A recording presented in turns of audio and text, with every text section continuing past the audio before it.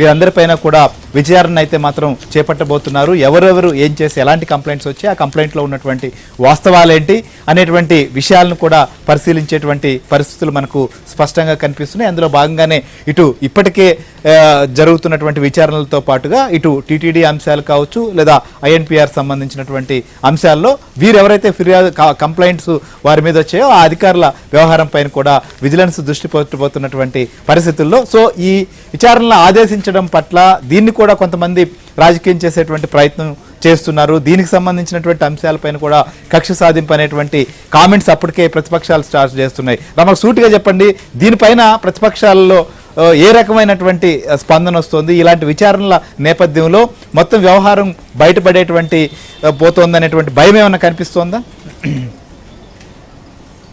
Except YSRCP ఇంకా మిగతా political parties అన్నీ కూడా ఇప్పుడు ఏదైతే ప్రభుత్వం చేస్తుందో తప్పులు ఎక్కడైతే జరిగాయో వాటన్నిటిని వెలికి తీయాల్సిన అవసరం ప్రభుత్వంపై ఉంది.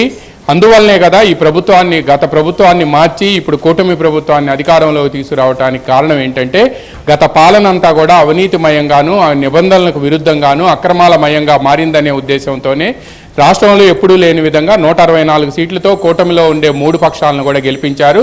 అందువల్లనే ఏదైతే ఇప్పుడు టీటీడీ ఎంత బొస్టుపట్టిపోయింది, టీటీడీని ఏ విధంగా ఇబ్బంది పెట్టారు, అదేవిధంగా టీటీడీని వీళ్ళంతా కలిపి ఏ విధంగా బదనాం చేశారు.